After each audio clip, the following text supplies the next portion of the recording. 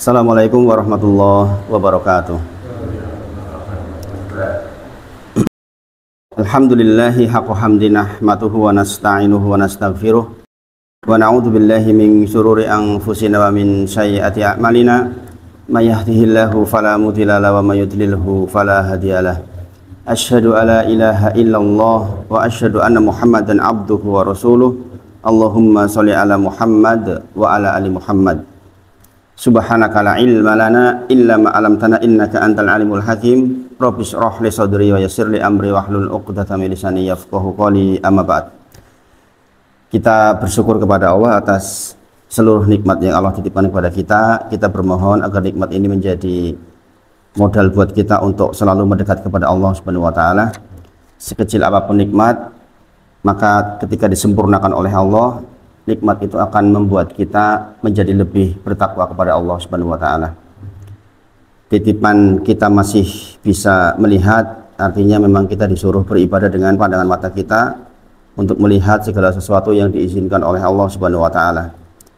Titipan bahwa kita masih bisa mendengar, pastikan bagian pendengaran ini bisa menjadi kegiatan yang ismun jami'un likuli yuhibbullahu wa yarda, yaitu kegiatan yang selalu Allah cinta dan ridho, sehingga mata ini, pendengaran ini benar-benar menjadi bagian dari ibadah kepada Allah Subhanahu wa taala. Kalau kita masih bisa berbicara, artinya kita diberi kesempatan oleh Allah untuk beribadah lewat lisan kita, maka kita pastikan setiap apa yang keluar dari lisan kita menjadi bagian dari ibadah kepada Allah Subhanahu wa taala. Ya ayyuhalladzina amanu wa qulu qawlan sadida yuslih lakum a'malakum wa yaghfir lakum dzunubakum wa may yuti'illaha wa rasulahu faqad faza fawzan 'azima. Wahai orang-orang yang beriman, pastikan apa yang keluar dari mulut kita adalah perkataan yang benar. Yuslih lakum a'malakum, maka niscaya Allah akan memperbaiki amal-amal kita. Wa yaghfir lakum dzunubakum, akan mengampuni dosa-dosa kita. Wa may yuti'illaha wa rasulahu, barang siapa yang taat kepada Allah dan Rasulnya, faqad faza fawzan 'azima, maka sesungguhnya dia telah mendapatkan keuntungan kemenangan yang besar. Salawat dan salam kita sampaikan pada junjungan kita Nabi Agung Muhammad sallallahu alaihi wasallam.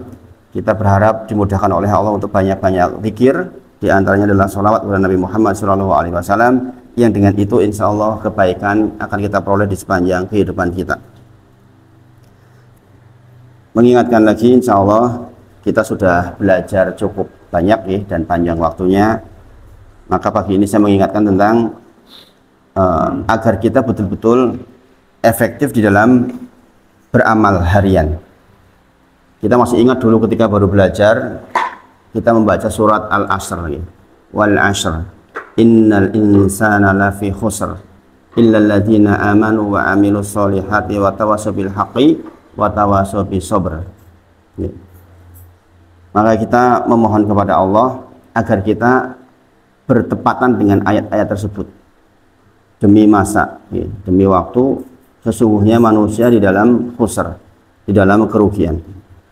Illal ladzina amanu, kecuali orang-orang yang beriman, beramal soleh, saling mengingatkan di dalam kebaikan, dan sabar menjalani ketiganya itu. Dan kita pagi ini masuk di dalam bagian bahwa kita sedang menuju pada iman, karena iman tidak mungkin ada kecuali dahulu dengan ilmu. Maka pastikan kita menghisap diri kita, apakah hidup kita benar-benar sesuai dengan ayat ini, agar kita keluar dari khusr. Khusr artinya kerugian yang meliputi. Meliputi artinya berarti dari atas, dari bawah, dari kanan, dari kiri, semuanya berpotensi merugikan kita. Kemudian beramal soleh. Sebagaimana kita sudah bahas bahwa di antara sepertiga agama ada di hadis, man amila amala laisa alaihi amruna fahuwa raddun. Barang siapa yang mengamalkan suatu amalan yang tidak ada panduannya maka tertolak. Maka sungguh amal soleh juga harus dipandu dengan ilmu, tidak bisa tidak. Kemudian sabar di dalam melaksanakan ketiganya. Mengingatkan orang lain juga sabar, mengingatkan diri sendiri juga sabar, kemudian mencari ilmunya sabar, beramal solehnya sabar. Mudah-mudahan sekali lagi kita diberi kemudahan oleh Allah untuk menetapi kehidupan yang baik. Jadi sekali lagi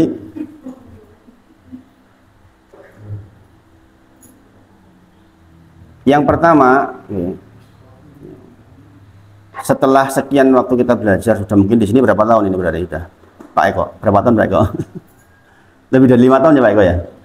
Sudah ada 5 tahunan kita belajar ini. 5 tahunan ini insya Allah.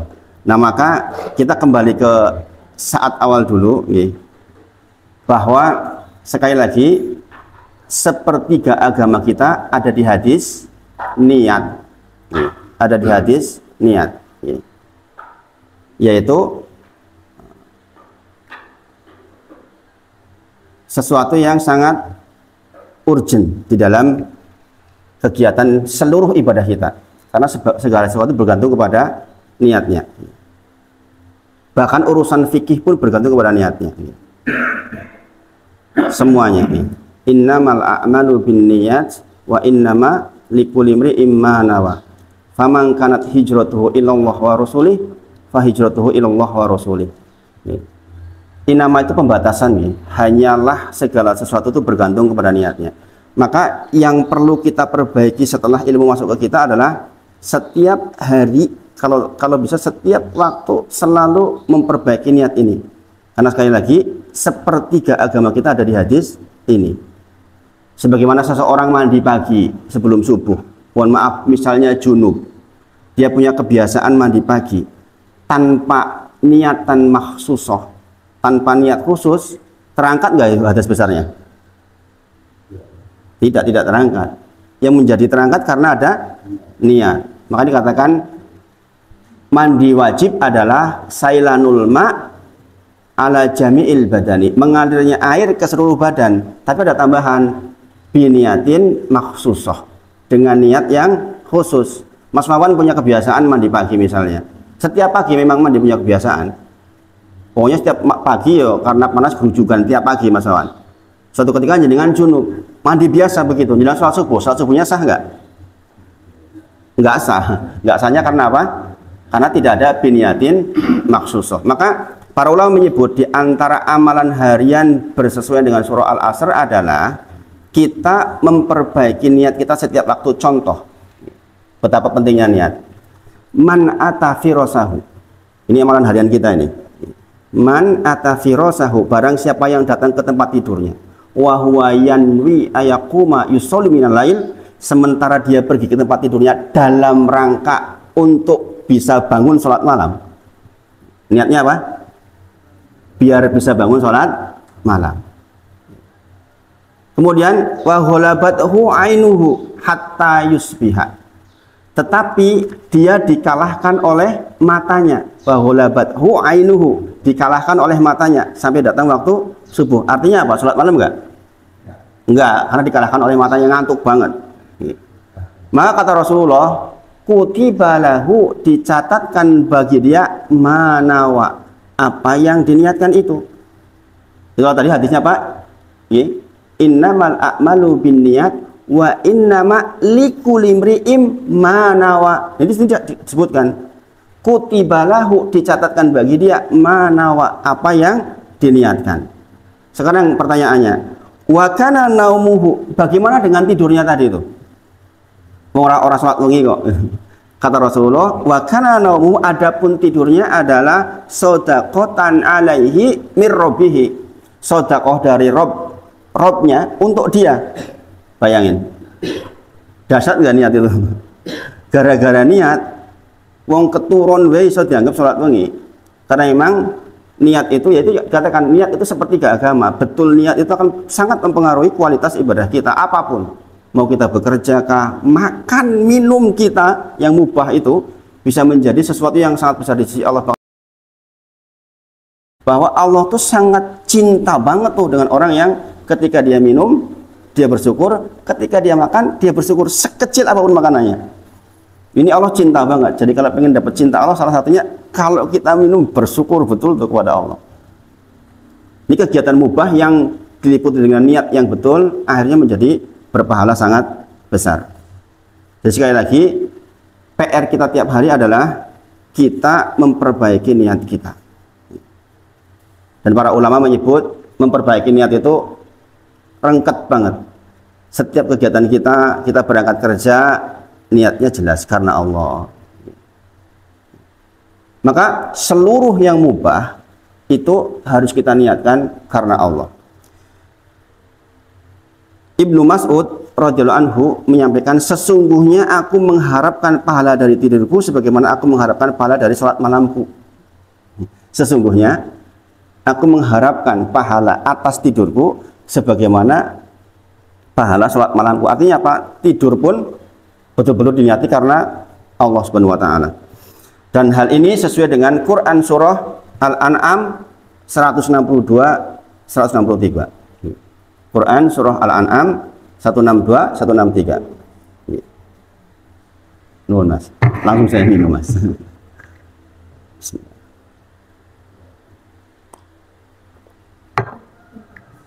Sering saya bacakan nih. Qul innani hadani rabbi ila siratin mustaqimin dinan qiyaman millata Ibrahim hanifa wa ma kana minal musyrikin. Nah, bagian ini nih. Qul inna salati wa nusuki wa mahyaya wa mamati lillahi rabbil alamin la syarika lah wa bidzalika umirtu wa ana awwalul muslimin. Itu. Jadi kita harus ingat ayat ini ya, bahwa inna salati wa nusuki wa mahyaya wa mamati lillahi rabbil alamin. Itu kunci keberhasilan amal kita. Okay. Sebagaimana dalam Quran surah Al-Bayyinah ayat 5, wa ma umiru illa liya'budullah mukhlishina lahuddin hunafa. Kata-katanya apa? Tidaklah diperintahkan kepada kita untuk beribadah kepada Allah mukhlishina lahuddin hunafa. Benar-benar ikhlas karena Allah, hunafa, lurus betul. Tidak punya embel-embel yang lain. Setiap aktivitas mubah kita, mubah itu artinya boleh ya. Mubah itu bukan mubah bahasa Cilacap, bukan. Kalau di Cilacap mubah ini apa Pak kok? Mubah ora kanggo Pak kok. Kalau Cilacap. Berarti mubah iki berarti wis ora kanggo gitu. Kalau di dalam bahasa syariat mubah artinya boleh. Hukum-hukum yang boleh seperti makan, minum, bekerja itu kan mubah hukumnya. Itu diniatkan karena Allah. Karena kalau kita diniatkan karena Allah, maka masuk yang tadi, masuk bagian ibadah. Definisi ibadah adalah ismun jami'un likulli ma yuhibbullahu wa yarda. Segala sesuatu yang Allah cinta dan ridho, minal aqwal wa af'al, baik lisan maupun perbuatan, dohiroh wa batinah, lahir maupun batin. Jadi kalau kita setiap hari murojaah seperti ini, kita akan efektif.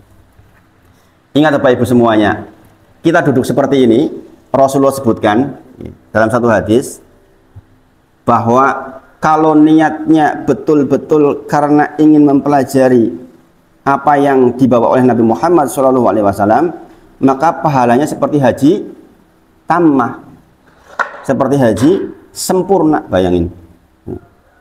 Makanya kadang saya melihat kayak di Masjid Gunung Sempu sini, itu banyak sekali pesertanya tuh Mas. Kan sering ikut ke sana. Jadi ibu-ibu, bapak-bapak itu banyak banget Pak Eko, full itu. Ibu-ibunya di belakang full, bapak-bapaknya full, Masya Allah. Padahal mereka ngaji seminggu 3 kali di masjid yang sama. Bayangin, belum Jumat sorenya, Masya Allah. Semangat belajarnya itu Masya Allah. Masya Allah. Ya karena sekali lagi ilmu. Dengan ilmu kita jadi punya iman, dengan iman kita beramal. Kemudian aktivitas harian kita yang kedua adalah berdakwah agar orang lain mendapat hidayah sesuai dengan Quran surah Al-Asr, wal asr innal insana lafi khusr illa alladziina amanu wa amilus solihati wa tawassaw bil haqqi wa tawassaw bis sabr. Jadi agar kita keluar dari kerugian, ya 4 ini selalu harus diukur ke 4 ini. Nah, yang namanya berdakwah kepada orang lain itu tentu saja tidak harus bicara seperti ini, tetapi kita masuk entitas dakwah itu penting. Masuk entitas dakwah itu penting. Pokoknya kita berperan sekecil apapun di bagian dakwah itu penting. Ketika kami memulai tahsin di rumah gitu, dan di masjid, itu Masya Allah, Masya Allah. Sekarang pesertanya itu tambah banyak banget Pak Uri. Dan saya melihat dari kalangan orang-orang yang dalam tanda kutip sebenarnya pendidikannya sangat tinggi gitu. Mereka ternyata masih banyak yang mohon maaf baca Qur'annya itu berantakan sekali gitu. Pak Eko tahu yang punya ada toko besar itu kayak Pamela lah kalau di Jogja ini. Itu beliau kemarin memulai dari abata Pak Eko, Masya Allah ya. Itu luar biasa, kerendahan hatinya itu dapat. Biasanya orang kaya, orang pendidikan tinggi kadang-kadang mau belajar dari abata kan malu, tapi karena rahmat Allah dia mau duduk seperti itu, Masya Allah. Maka betul ad-dinu an-nasihat, agama itu memang nasihat. Nasihat itu sifatnya seperti ilmu. Ilmu itu sifatnya seperti air. Air itu musuh tempat yang tinggi. Dia mau datang ke tempat yang rendah. Maka orang yang dapat nasihat, dapat ilmu itu orang yang mau meletakkan dirinya di bawah memang. Kadang-kadang orang terjebak dengan kedudukannya, terjebak dengan kekayaannya sehingga dia tidak mau duduk di majelis. Masya Allah. Saya agak ternyuh karena ini Masya Allah. Orang seperti ini masih mau duduk di majelis itu, Masya Allah. Masya Allah. Padahal intinya agama di situ ya. Ad-dinu an-nasihat. Seperti al-haju arafah. Haji itu yo arafah. Haji itu banyak, tapi haji disebut oleh Rasulullah arafah. Ad-du'a'u mukhul ibadah. Ad-du'a'u huwal ibadah. Doa itu intisarinya ibadah. Ibadah itu yang lain banyak, tapi intisarinya ibadah adalah doa. Dan agama intisarinya adalah an-nasihat. Masih ingat arti nasihat, Pak Pri? Apa artinya nasihat, Pak Pri? Untuk Allah, supaya orang yang mendapatkan nasihat, objek mendapat nasihat, mendapatkan yang terbaik. Bukan hanya lebih baik, tapi mendapatkan yang terbaik. Jadi nasihat bahasa Arab dengan bahasa Indonesia itu beda nih. Kalau bahasa Indonesia kan memberi saran, ya. Tapi kalau nasihat dalam bahasa Arab artinya iradatul khair lil mansohlah, ingin yang terbaik untuk yang mendapatkan nasihat. Maka di situ ada nasihat kepada Allah. Nasihat kepada Allah artinya apa kemarin? Melaksanakan perintah dan menjauhi larangan. Nasihat kepada Nabi Muhammad SAW sama, menerima kabar yang dikabarkan, kemudian melaksanakan seluruh risalahnya. Nasihat ke orang lain. Saya memberi nasihat ke Pak Pri, artinya saya berbuat agar Pak Pri mendapat yang terbaik, itu nasihat itu. Dan itulah agama. Intinya agama di situ. Ingin yang terbaik untuk siapapun, itu intisarinya agama itu.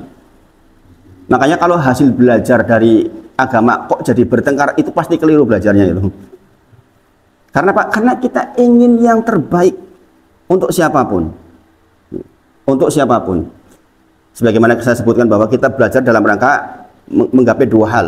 Yaitu apa? Yang pertama, agar kita tawaduk di dalam ilmu.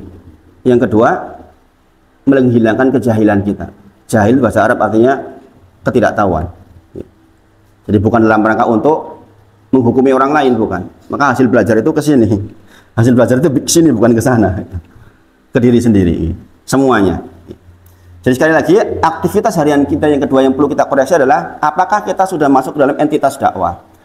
Itulah mengapa saya bikin program yang tahsin itu. Mudah-mudahan nanti bisa terlibat semuanya, insya Allah.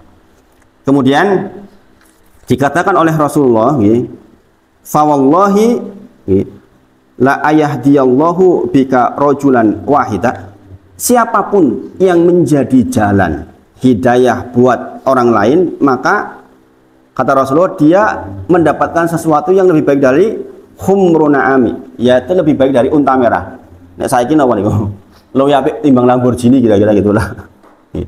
Siapapun yang menjadi jalan untuk mendapatkan hidayah, maka dia mendapatkan sesuatu yang sangat besar di sisi Allah. Bahkan dikatakan sesungguhnya yang menunjukkan kepada kebaikan, dia mendapatkan pahala seperti yang dilakukan oleh yang ditunjukkan itu. Masya Allah.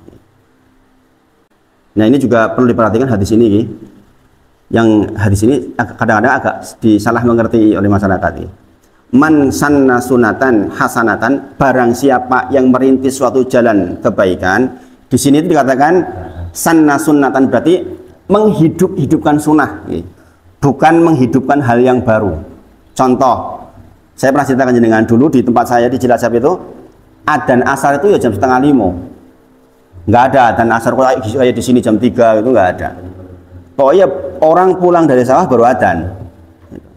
Nah adik saya nih, pulang dari Jogja dulu di UNY itu dia mulai adzan, pokoknya begitu masuk waktu adzan, woi diseneni wong sak kampung. Ya apa-apaan adzan jam sakmono, ngundang sopo jalan. Ngundang siapa sih pada balik sekarang sawah langka. Masya Allah. Tapi dia terus saja adzan, mau jam segitu adzan. Orang itu kok ora apa, tapi adzan. Salatnya kok 4:30 ora apa, tapi adzan. Itu. Sampai mungkin ada 2 tahunan kayak gitu. Sampai akhirnya orang biasa. Sekarang alhamdulillah adzan tepat waktu dan orang dari sawah pulang jam segitu itu.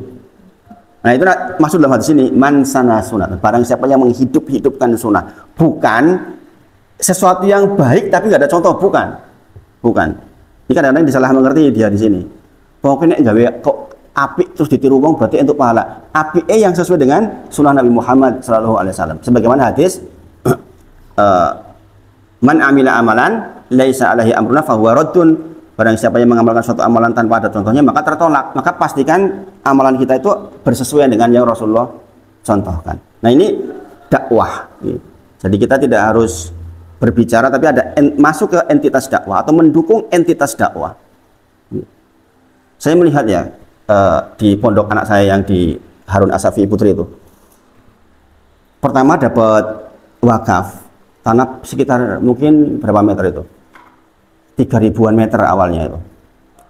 Kemudian Masya Allah ya, orang betapa kalau orang sudah dibukakan pintu hatinya hidayah itu Masya Allah. Sekitar 3 blok sawah di Semangit, kemudian nyusul diwakafkan. Ini masih sawah toh, Pak Eko, masih sawah, belum bisa diapa-apain. Kemudian datang orang ngurukin, Masya Allah, sehingga sekarang bisa ditembok, bisa untuk aktivitas olahraga anak-anak. Kemarin, sekitar seminggu ini, tanah sampingnya persis dijual. Kalau ini dijual, bukan diwakafkan, dijual. Maka diumumkan di grup. Masya Allah. Ada sesepuan datang ke pondok. Ngendiko, Pak Ustadz, ada saudara saya mau ketemu. Bilangnya begitu, ada saudara saya mau ketemu. Oh nji, kebetulan ada waktu, monggo dikondisikan gitu. Akhirnya selang setengah jam, saudaranya datang gitu. Ternyata saudaranya itu bagian dari keluarga besarnya. Yang intinya, Ustadz, saya mendengar katanya pondok membebaskan tanah samping gitu. Saya ikut urun 200 juta. Itu bicara cuma 5 menit. Masya Allah. Ini orang yang ikut di dalam entitas dakwah. Bayangkan pahala yang dia peroleh. Masya Allah. Sebagaimana Masjid Baitun Nafi di sini nih loh Pak. Mas Wawan, saya itu kalau melihat kisah Baitun Nafi itu luar biasa.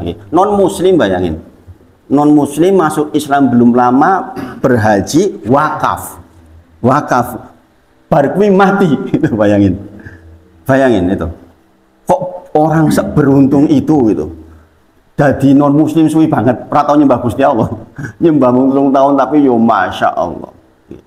Dan kita sudah paham hadisnya, kita sudah pelajari di hadis Arba'in. Memang ada orang-orang yang begitu. Sebaliknya ada orang-orang yang baik, kelihatannya terus-menerus, ujung-ujungnya buruk. Subhanallah.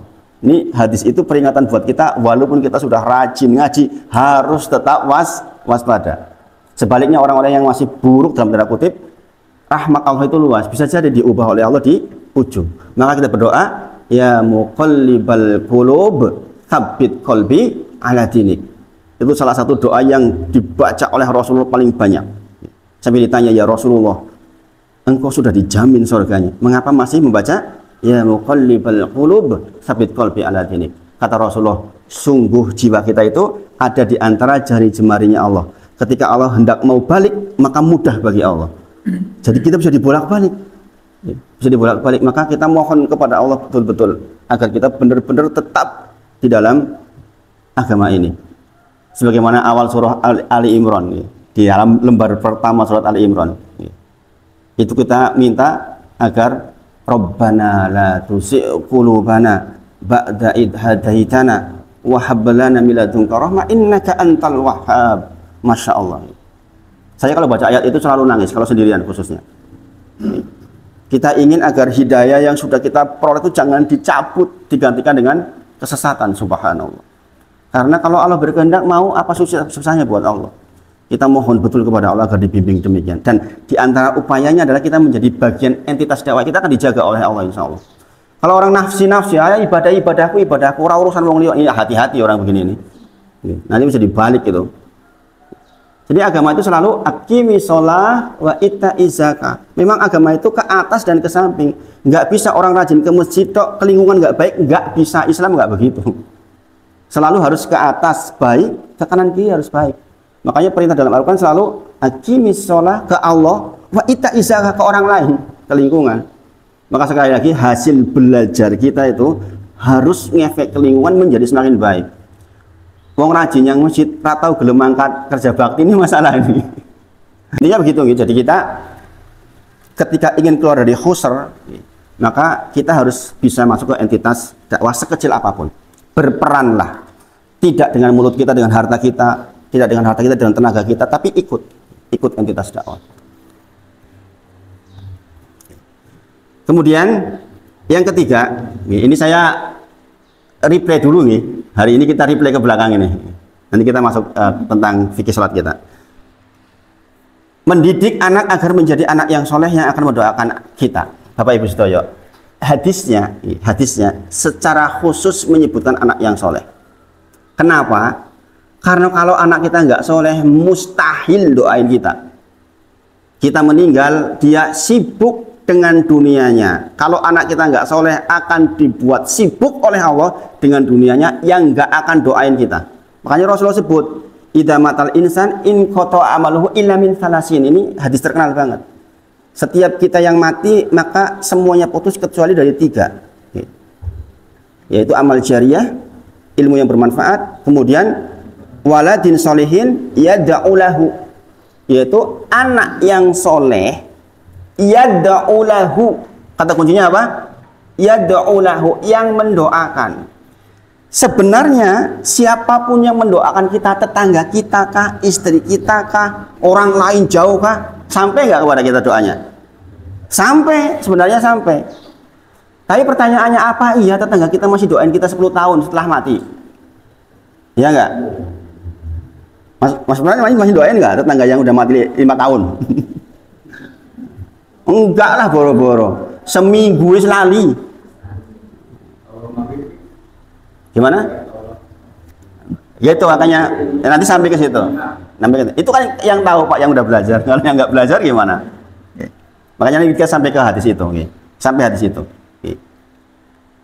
Makanya kita memproduksi, dalam tanda kutip memproduksi atau menjadi bagian agar anak kita soleh itu investasi yang dahsyatnya luar biasa. Kalau jenengan mungkin tidak punya anak, pertanyaannya saya nggak punya anak Ustaz. Ya bagaimana kita terlibat menciptakan generasi soleh?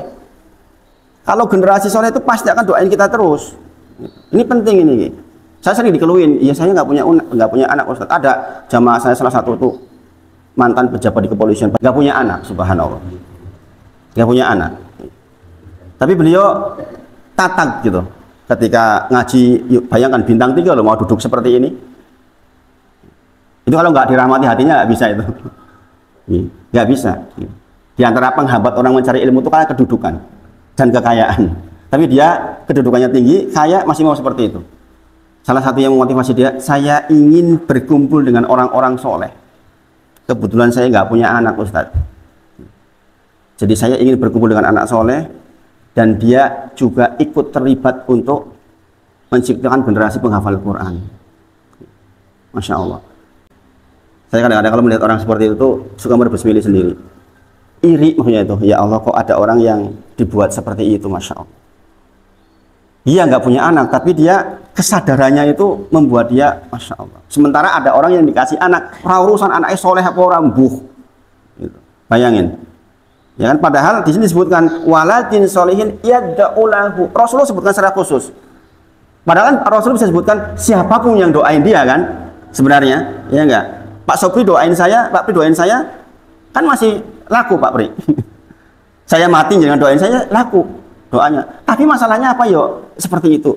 Ya, enggak selalu. Adapun doa umum yang kita sebutkan Pak Pri, yaitu Allahumma ighfir lil mu'minina wal mu'minat. Nanti kita sebut di sini. Wal muslimin wal muslimat al ahya'i minhum innaka antas samiul qaribun mujibud wa yaqdiyal hajat. Itu doa umum seluruh kaum muslimin. Derajat doanya tentu saja beda dengan doa khusus, Pak. Saya berdoa seperti itu, saya mendoakan ke orang tua saya, Allahumma ighfir lahu warhamhu wa'afi wa'fu. Beda kualitasnya tentu saja. Beda, bobotnya beda. Nanti dalam hadis dikatakan seseorang diangkat derajatnya di kuburnya, kemudian ditanyakan kenapa saya diangkat? Bistighfari waladikalaka. Sebab istighfarnya anakmu itu loh. Itu, Masya Allah. Maka di antara keluar dari kerugian adalah setiap hari harus ada bagian kita bagaimana anak kita soleh. Sekali lagi, kita nggak bisa berpangku tangan. Orang apa paling soleh dewe nggak bisa. Kalau kita nggak punya peran menyolehkan anak kita, ya nanti ketika kita mati ya sudah, dia dibuat sibuk oleh Allah dengan dunianya. Oh cuma kok doa dewe ora dadi kadang-kadang. Dan banyak seperti kisah seperti ini, gitu. Orang yang anak-anaknya nggak pernah mendoakan sama sekali. Kemudian yang keempat, ini yang tugas harian kita ini, Pak. Mengkaji ilmu agama. Agar kita keluar dari khusar, memang setiap hari itu harus ada porsi mengkaji ilmu agama. Maka orang-orang yang sudah belajar begini tuh nggak sempet ngelihat drakor, yakin. Saya mau lihat bulu tangkis aja kadang-kadang mikir, ya 10 menit lewat bisa untuk menghafal satu ayat, bisa untuk baca tafsir satu ayat. Rasulullah menyebutkan, andai kalian tahu apa yang aku tahu, kata Rasulullah, engkau akan sedikit tertawa dan banyak menangis. Ini Rasulullah yang bersabda. Kalau kita katanya hiburan Ustaz, nonton ini nonton itu, Rasulullah yang dijamin surganya mengatakan, andai kalian tahu apa yang aku tahu, kalian sedikit tertawa dan banyak menangis. Artinya apa? Waktu kita terus efektif banget. Maka di antara sanggup pulangnya para salafus soleh itu yang mau meninggal adalah dia betul-betul menghitung dirinya. Menghitung dirinya. Sebelum dihitung oleh Allah, dihitung dulu. Setiap jam. Iki mau sejam mau ki motoku nggo apa ya? Gitu. 1 jam terakhir ini kalimat yang keluar dari mulut saya bener nggak ya? Itu begitu loh para ulama itu. Bener-bener diukur betul. Ini hari ini saya melangkahkan kaki kemana ini? Jadi dia murojaah tentang amalannya dia. Dilihat lagi bersesuaian menuju ke surga enggak? Gitu. Ya ayyuhalladzina amanu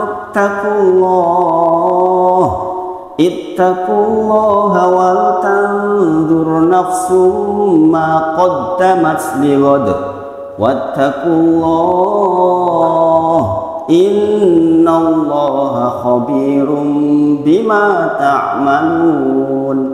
Itu apa artinya itu? Nah itu.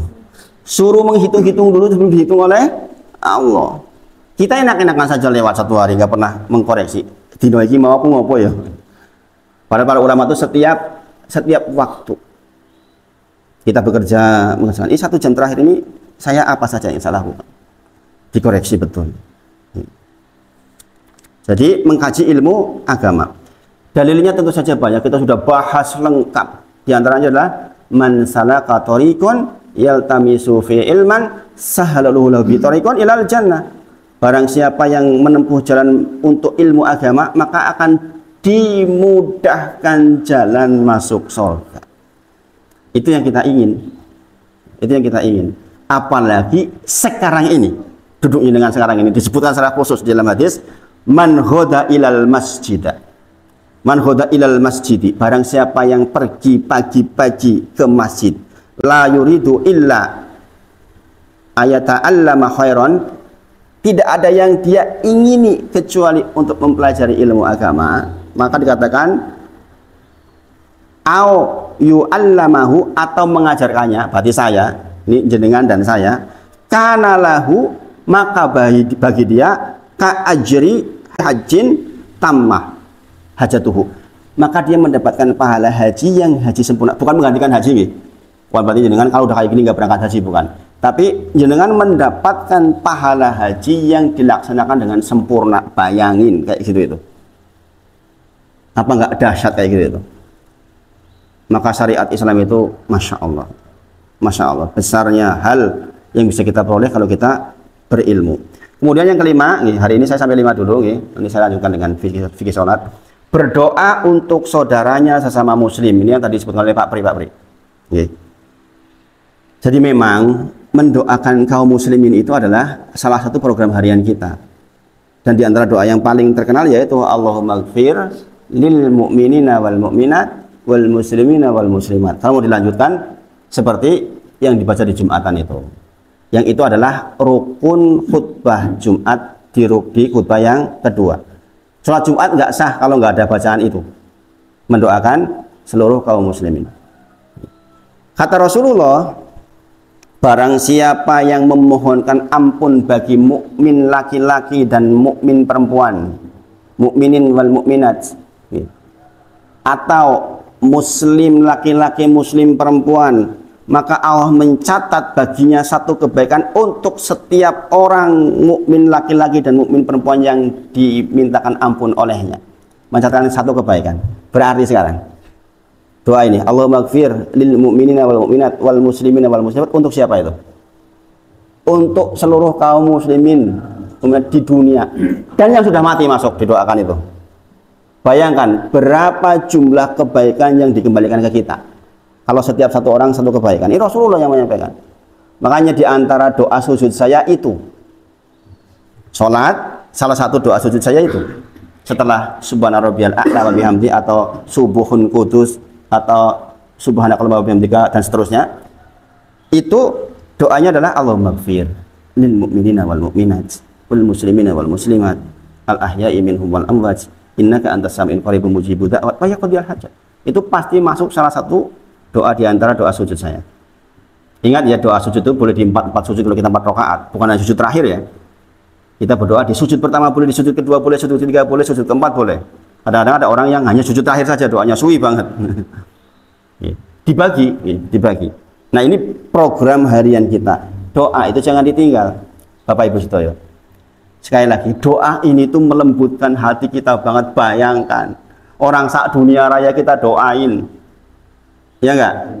Kok masih bertengkar sama saudara? Ya membuatkan masuk akal tuh nih. Ya perintahnya itu sak dunia raya saja didoain. Lah kok kita sama tetangga kita masih bertengkar? Kita sama istri kita masih bertengkar, kan nggak masuk akal, nggak masuk logika. Sering saya katakan kalau ada satu keluarga, kakak beradik 5 orang kok bertengkar, sering saya sampaikan dalil ini. Ya Allah, jenengan iku pripun? Muslim bukan? Kalau muslim, yang orang jauh di Palestina aja suruh didoain, masa iya saudaranya sendiri bertengkar? Makanya ancamannya besar sekali kan? Barang siapa yang bertengkar dengan saudaranya, maka tidak diangkat sholatnya walaupun 1 jengkal di atas kepalanya. Sholat jengking-jengking itu, jika lagi kesel. Kalau dia masih bertengkar dengan kerabatnya, enggak diangkat sholatnya walaupun faukuru usin sibron, walaupun sejengkal di atas kepalanya. Boro-boro ke Allah, kesini aja enggak, kata Rasulullah. Bayangin, mengerikan kan? Makanya doa itu doa yang Masya Allah. Nek sopo wae didongake, apa meneh tanggane dhewe sing cerak, apa meneh anak kita, apalagi istri kita, apalagi saudara kandung kita. Subhanallah, ini melembutkan hati. Maka semarah apapun persoalan, kalau kita ingat doa ini tuh jadi lembut. Ya kadang-kadang di keluarga kan ada perselisihan, tapi kalau kita ingat doa ini, ya Allah sing adoh wae kon didongake, mosok ya sing cerak dimusuhi, enggak masuk akal. Nah itu. Nah ini 5 aktivitas harian kita, nggih. Tolong diingat-ingat, nggih. Di sini ada banyak sekali. Ini kitab kecil ini, kitab amalan harian seorang muslim. Ini buku saku kayak gini kadang-kadang penting nggih, untuk dibahas, karena jangan bisa bawa kemana-mana. Buku saku, nggih. Masya Allah. Baik, kita masuk ke fikih sholat kita, nggih. Jam berapa tadi? Jamnya betul nggak Pak itu, Pak? 5:09, masih 5:10. Oke. Kemarin terakhir sampai apa kemarin untuk fikihnya? Lupa, harus catatannya harus lengkap ya. Fikihnya sampai tasahud awal. Nggih, tasahud awal nggih. Gini apa nggih? Nggih, tasahud awal. Pak Pri paling keras. Tasahud awal. Tasahud awal hukumnya apa? Sunnah atau mustahab di madhab Syafi'i, wajib di madhab Hambali. Kita di masyarakat ada berkembang beberapa madhab, jadi kita harus tahu. Kalau Muhammadiyah tarjihnya kalau nggak salah mustahab. Ya. Tapi di madhab Hambali wajib. Kita tahu ya. Saya ulang lagi. Rukun sholat, syarat sholat apa artinya? Coba Pak Pri, jenengan. Syarat sholat adalah, ayo lupa ya. Mas Aman, syarat sholat adalah, kalau Bu Eko ingat masih Bu Eko.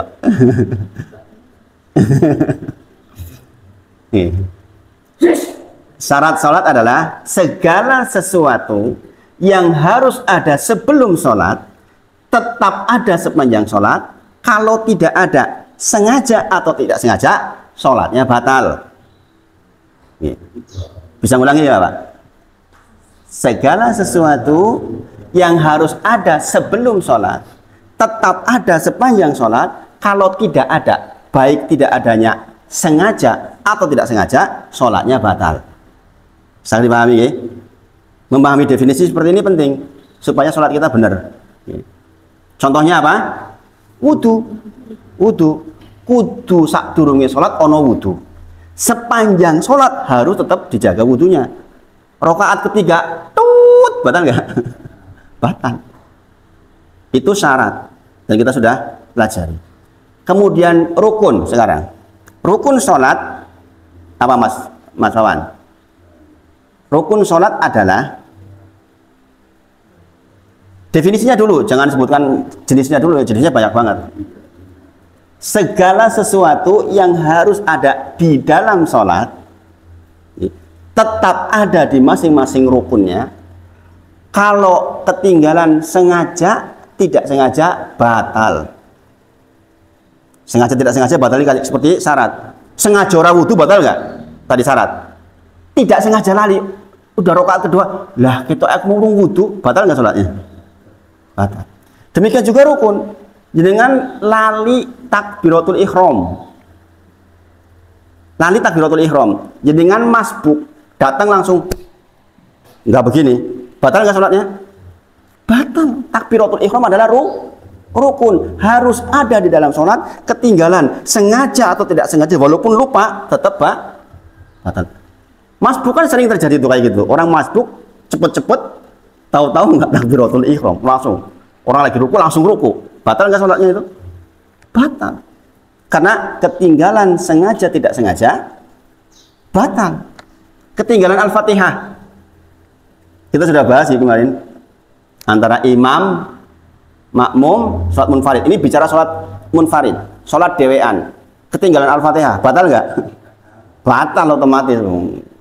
Dia ruku. Nah, adapun tasyahud awal masuk di dalam hukum wajib. Di dalam madhab Hambali sekali lagi. Di madhab Syafi'i sunnah. Sunnah yang ditekan, sunnah mu'akad. Apa definisi wajib? Segala sesuatu yang harus ada di dalam sholat, kalau ketinggalan tidak sengaja sujud sahwi, kalau ketinggalannya sengaja maka batal. Beda dengan rukun tadi. Kalau rukun sengaja tidak sengaja batal. Tapi kalau wajib, kalau sengaja batal, kalau tidak sengaja sujud sahwi. Di madhab Hambali sekali lagi. Ini yang saya pegangi karena mudah. Tapi yang jenengan pakai madhab Syafi'i maka nggak batal karena sunnah. Berarti kalau jenengan sengaja rokaat kedua ke rokaat ketiga, aku sengojo ratahiyat awal, batal nggak? Batal karena dia hukumnya wajib. Tapi nek lali ujuk-ujuk bablas lali rokaat kedua enggak tahiyat awal, sujud sahwi nanti. Itu bedanya dengan rukun. Jadi tahiyat awal adalah hukumnya wajib di madhab Hambali. Itu yang saya pegangi sekali lagi. Kalau jenengan pakai yang sunnah silakan. Yang sunnah pun sebagian berpendapat bahwa karena ini sunnah mu'akad tetap kalau ketinggalan sujud sahwi. tapi tidak sampai batal. Kalau di madzhab Hambali, kalau sengaja batal. Seperti ucapan Sami'allahu liman hamidah.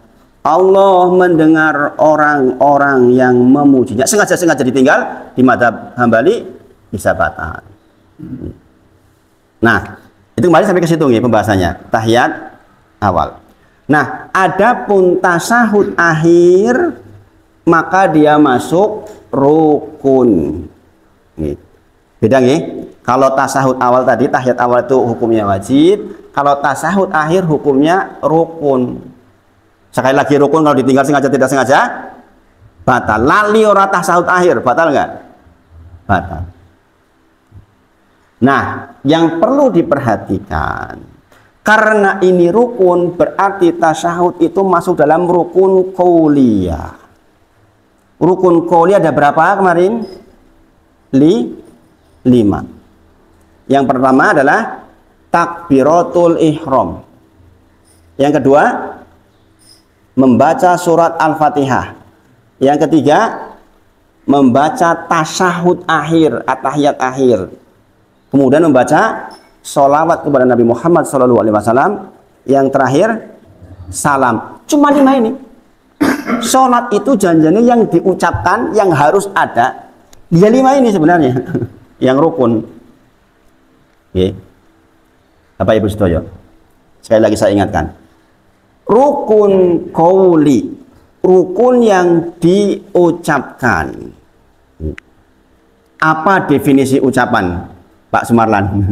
Ucapan adalah, ingat nggak, Pak? Ucapan adalah, kenapa Pak definisinya? Rukun qauli.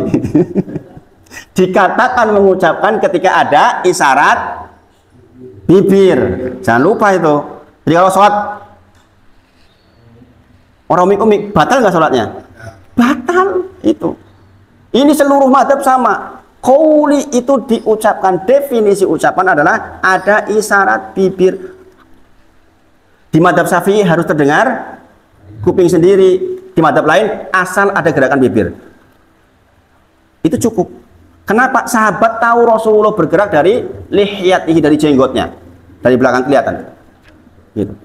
Jadi kalau dengan diam saja, ya namanya bukan sholat, bukan rukun qauli, namanya batin. Paham? Ini banyak kekeliruan di masyarakat ini. Ada orang yang sholat menang baik, ini sholatnya sholat apa? Ini dengan kalau melihat orang kalau sholatnya diam saja, diingatkan. Diucapkan oleh sahabat, orang yang sholatnya seperti itu, sudah berapa lama kamu sholat? 40 tahun, sholatmu yang 40 tahun nggak kepake. Bayangin tuh, betapa pentingnya kita duduk di majelis belajar kayak gini ini. Banyak masyarakat yang masih belum paham begini ini. Imam Allahu Akbar takbir intikal, kita diam aja, salah nggak itu? Salah, karena itu ucapannya sudah cuma Allahu Akbar, kita Allahu Akbar. Ini penting. Nah, karena ini rukun qauli, tasyahud adalah rukun qauli, maka hukumnya sama dengan bacaan Al-Fatihah. Ada 10 hal yang membuat seseorang bisa batal di Al-Fatihah. Maka itu berlaku juga di At-Tahiyat. Kemarin salah satu yang bikin batal di Al-Fatihah apa? Kehilangan huruf. Salah satu definisi kehilangan huruf adalah tasdid tidak dibaca. Kudune loro dadi siji. Iyyaka na'budu. Iya, ya-nya double. Dibaca iya. Bedanya apa toh tasdid dengan tidak tasdid? Mas Lawan, bedanya apa coba? Pengucapan tasdid dengan bukan tasdid bedanya di mana? Bedanya kalau tasdid itu langsung masuk ke huruf, Mas. Iya. Beda dengan iya. Iya sudah masuk ke huruf iya kan? Itu jadi double. Iyyaka na'budu wa iyyaka nasta'in. Hanya kepada Engkau saya menyembah dan hanya kepada Engkau saya mohon pertolongan. Sekarang salah baca. Iyyaka na'budu wa iyyaka nasta'in. Apa artinya? Hanya kepada sinar mataharimu saya menyembah. Jauh nggak artinya itu? Bayangin. Banyak orang jadi imam masih begitu tuh bacanya itu. Kan mengerikan kalau kita nggak belajar itu. Makanya jadi imam itu hati-hati. Orang yang berilmu itu mau jadi imam itu mikir 1000 kali. Berat memang jadi imam itu. Harus nggak keliru bacaannya. Nah, kalau kita tasdid nggak dibaca berarti kehilangan huruf bisa batal. Maka di at-tahiyat juga sama. Coba dengan sekarang nanti di rumah dengan cek sendiri. Dengan baca Arabnya at-tahiyat itu udah betul belum bacanya? At-tahiyat ta double. Ya double. Kalau yang dibaca gini, at-tahiyat, at-tahiyat. Salah nggak itu? Salah. Karena ini rukun qauli, salah seperti itu menurut mazhab Syafi'i batal salatnya. Oh, jadi angel banget tuh salat. enggak angel. Sedikit yang belajar, cuma 5 kok yang dipelajari. Kita kemana-mana bisa loh. Ya Pak Marlan ya, kita sepedaan kemana-mana bisa Pak Marlan. At-tahiyat rampung masalah Pak Marlan. Benar-benar kita harus punya porsi waktu untuk mempelajari dengan betul bacaan rukun qauli. Karena itu tadi yang bisa keliru. Alhamdulillahi Rabbil Alamin. Segala puji bagi Allah Rabb semesta alam. Alhamdulillahi Rabbil. Segala kehancuran milik Allah Rabb semesta alam. Jauh banget artinya. Alhamdulillah dengan alhamdulillah jauh banget. Itu berlaku sama di at-tahiyat. At-tahiyat itu kita sedang memuliakan Allah loh. Dan itu rukun qauli. Enggak boleh kita punya tawar-tawar salah. Ini yang namanya ilmu fardhu ain. Ilmu yang kita tidak bisa wakilkan ke orang lain. Wis sing maca at-tahiyat sing bener yo, aku sing tak salat, bisa enggak?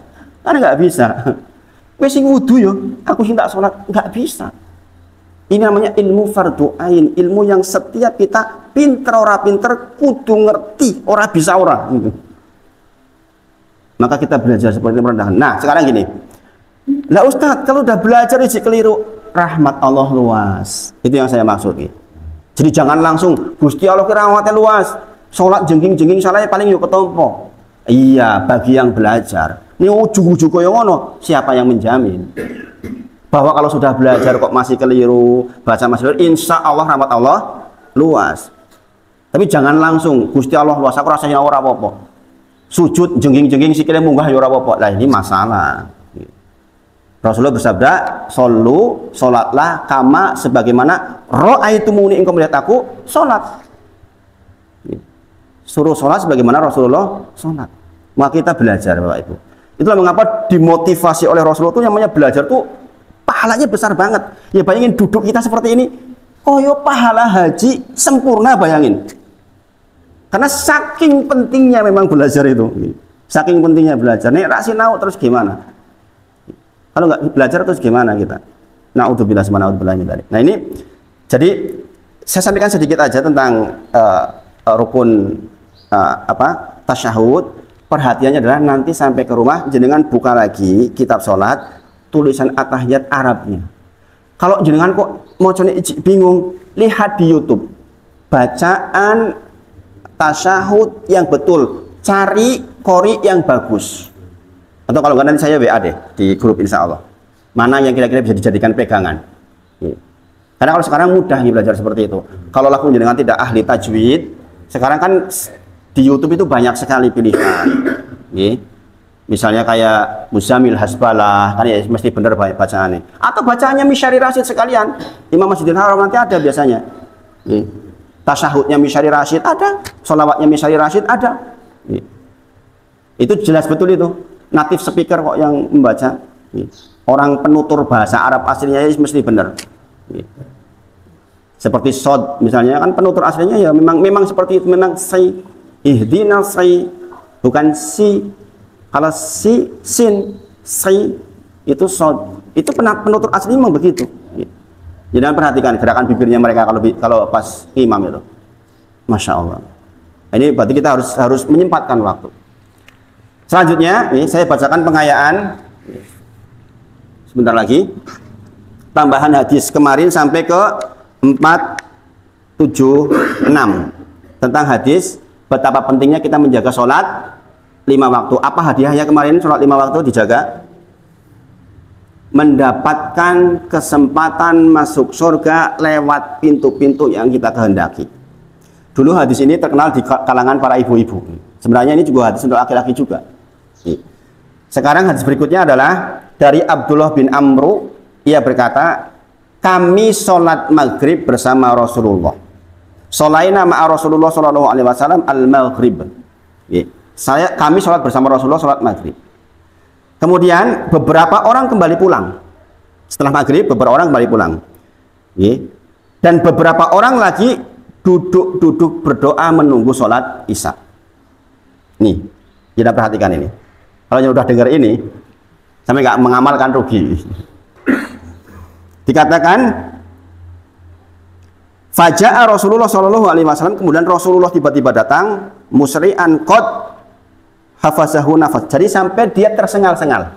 Rasulullah datang sampai tersengal-sengal. Berarti melayu-melayu Rasulullah. Ini dikatakan waqad hasara an rukbataihi faqala, sampai rukbataihi ininya kelihatan letih. Kemudian beliau bersabda, abshiru, bergembiralah. Bergembiralah, kata Rasulullah. Rob kalian telah membukakan sebuah pintu dari pintu-pintu langit dan membangga-banggakan diri kalian di hadapan para malaikat seraya berfirman, lihatlah hambaku itu, mereka telah menunaikan satu sholat wajib, sekarang mereka sedang menunggu sholat wajib berikutnya. Siapa yang dibangga-banggakan? Orang yang menunggu waktu sholat sampai kabarnya Rasulullah terengah-engah, nafasnya tersengal-sengal sampai sakit direwangi, demi untuk mengabarkan panjenengan yang menunggu waktu sholat langsung dibangga-banggakan oleh langsung di hadapan para malaikat. Bayangin. Maka di antara waktu terbaik adalah waktu menunggu waktu sholat. Maka dari 5 waktu sholat yang kita punya, sempatkan salah satu. Kalau nggak bisa semuanya, entah duhur kah, di sini riwayatnya maghrib ya. Antara maghrib sampai isya jenengan menunggu waktunya. Sebelum subuh setengah jam sebelumnya, sebelum asar kah, terserah. Yang jenengan sempat waktunya yang mana, sempatkan jenengan duduk menunggu waktu sholat. Demi Allah kalau itu dilakukan, dahsyatnya luar biasa. Jenengan akan dibuat perasaan hati yang tenang. Hidup itu penuh dengan soal. Ada jamaah, ya Allah saya itu susah, tapi kesusahannya sudah lewat lah, karena udah terlalu lama. Setelah hijrah memang luar biasa, tapi kemarin ya Allah saya tuh sampai gregel. Salah seorang jamaah menceritakan, beliau dosen ya, dosen sudah sepuh. Dia bilang, Bu, saya itu kena cancer. Ini saya katakan kita tuh harus dekat sama Allah ya. Kena cancer. Seluruh uang saya habis untuk biaya cancer. Saving saya, tabungan saya selama saya bekerja habis. Sampai rumah dimasukkan ke bank mau disita sekarang. Mau disita. Kebetulan suaminya juga kena PHK. Subhanallah. Saya terlintas waktu 6-7 tahun yang lalu. Orang kadang-kadang begitu Bapak Ibu. Diuji di ujung masa. Pertanyaan dia, apa yang harus saya lakukan Ustaz? Bayangin. Ini dengan ceritanya begitu gimana kira-kira? Saya kasih saran sebagaimana yang saya lakukan prosesnya. Harus tenang dulu. Jangan sampai bertengkar suami istri. Dia bilang sampai bertengkar sama suaminya dia. Persoalan ekonomi kadang-kadang bisa bertengkar kan. Makanya di antara yang saya sarankan adalah sempatkan waktu untuk menunggu waktu sholat dan banyak istighfar di situ. Kita sudah sama-sama tahu, kita sudah belajar gitu. Berapa faedah istighfar Pak Sumarlan kemarin? Faedah istighfar ada berapa kemarin? Faedah istighfar 1 sampai 13. Ayo catatannya dibuka lagi. Harus nyatat ini. Ada 13 faedah istighfar. Yang itu memberikan solusi hampir seluruh problematika kehidupan seseorang. Termasuk orang yang sakit, orang yang nggak punya anak, orang yang dalam bentuk putih bodoh, paham-paham. Semuanya solusinya ke istighfar dulu. Dan sudah saya sampaikan dalilnya semuanya. Untuk yang sakit, Quran surah Hud ayat ke 52. Untuk yang susah ekonominya, Quran surah Nuh ayat ke 10, 11, 12, 13. Jangan lewat saja ini. Udah diajari lewat, ilmunya lewat semua itu. Videonya dilihat videonya. Makanya saya videokan seperti ini biar bisa dimurojaah. Makanya dilihat. Di rumah dilihat, dicatat ulang gitu. Jadi nanti 1 tahun dengan belajar itu banyak amalan yang bisa dilakukan. Orang belajar itu makin lembut hatinya, insya Allah. Makin lembut hatinya. Nah, jadi salah seorang yang dibangga-banggakan oleh Allah adalah orang yang menunggu waktu sholat. Ini satu hadis nih.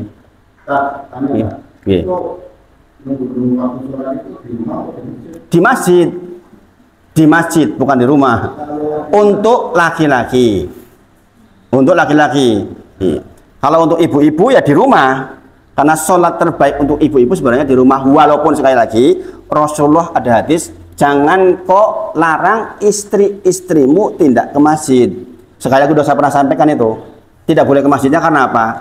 Ilahnya karena fitnah. Kalau bukan karena fitnah, wis ora patio mengganggu ya nggak masalah. Jangan pakai pewangian berlebihan. Ora ayu banyak bidadari ora apa-apa ke masjid. Ini kira-kira. Nggih. Misalnya duhur. Ya. Nggih. Betul, betul. Gimana maksudnya?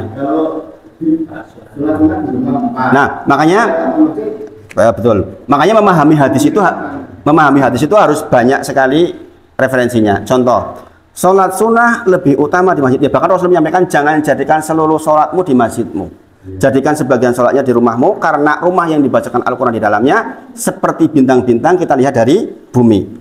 Jadi rumah yang kelihatan seperti bintang-bintang berdiri adalah rumah yang dibacakan Al-Quran, yaitu ketika sholat maksudnya. Nah sekarang, bagaimana namanya menjamak?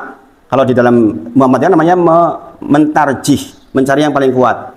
Secara umum, mengambil dari itu bisa menjamak itu menggabungkan berbagai macam hukum. Maka karena jenengan paham ada hadis tentang utamanya menunggu waktu sholat, yang jenengan qobliyahnya di masjid, tapi ba'diyahnya di rumah. Itu namanya menjamak hukum. Supaya jenengan dapat menunggunya, tetap dapat qobliyahnya. Itu masalah afdoliyah, Pak. Bukan masalah bukan masalah sah tidak sah. Jenengan sholat di masjid yo baik, qobliyah juga. Tetapi karena ada dalil lain bahwa jenengan menunggu waktu sholat itu adalah kebaikan tersendiri, yang jenengan lakukan di situ. Adapun yang di rumah, jenengan masih punya 4 setelah duhur di rumah kan bisa. Atau sholat mutlak yang lain, sebagaimana saya ajarkan bahwa kita itu sebenarnya begitu innahu la yuhon alal qalbi, ada rasa nggak enak di hati, ambil air wudhu, sholat itu di rumah. Itu di rumah. Jadi seluruh sholat sunnah asalnya, sebenarnya seluruh ibadah asalnya sendiri, seluruh ibadah itu. Yaitu kita dengan Allah, kecuali yang faridoh, kecuali yang fardu-fardu seperti sholat berjamaah. Jadi itu Pak, itu namanya menjamak hukum. Jadi sekali lagi memahami hadis itu harus dari banyak sisi. Nah makanya kita belajar seperti ini supaya kita mengambil hukum itu lebih mudah. Jadi misalnya, oh saya tahu bahwa sholat sunnah lebih utama di rumah, tapi saya juga tahu bahwa menunggu waktu sholat adalah keutamaan. Ya sudah, menggabungkan. Berarti saya dapat sholat sunnahnya, saya dapat keutamaan setelah itu. Itu Pak. Gimana?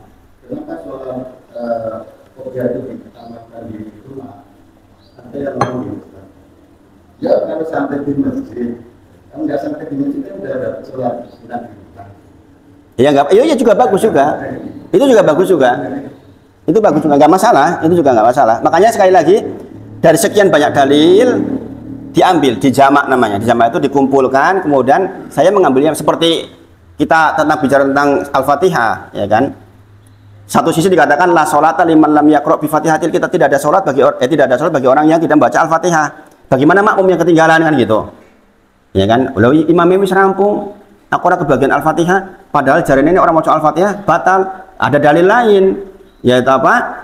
Ju'ilal imamu li utamima bi, ditujuk imam untuk diikuti. Fa idza kabaro ketika dia bertakbir. Qiraatul imam lahu qiraatun, bacaan imam ya bacaannya makmum. Nah, itu kan dalil yang lain. Ya kan, kalau kita hanya memahami satu dalil, rasul-rasulnya jadi rasa salatnya. Tapi karena ada dalil lain bahwa oh bacaan imam bacaan kita. Kalau sudah dibaca imam ya bacaan kita. Itu juga kuat pendapatnya, itu digabung. Kalau masih sempat baca Al-Fatihah kita baca, kalau nggak sempat ya sudah, wong dalilnya seperti itu. Jadi agama itu, sekali lagi, agama itu mudah, tidak sulit. Gitu. Jadi itu nggih. Terus ya itu, mungkin ya tambahan hadisnya itu. Mudah-mudahan Allah berkahi seluruh pembelajaran kita, dan kita mohon kepada Allah agar setiap ilmu menjadi amal soleh. Jangan sampai menjadi al-maghdub alaihim. Yaitu orang-orang yang dimurkai oleh Allah, yaitu orang-orang yang punya ilmu tapi tidak mengamalkan ilmunya. Terakhir, di antara adab orang belajar adalah mengamalkan. Adab orang belajar adalah mengamalkan. Semoga Allah berkahi. Kita tutup dengan kafaratul majlis. Subhanakallahumma wa bihamdik, asyhadu an la ilaha illa anta, astaghfiruka wa atubu ilaik. Wa akhiru da'wana alhamdulillahi rabbil alamin. Assalamualaikum warahmatullahi wabarakatuh.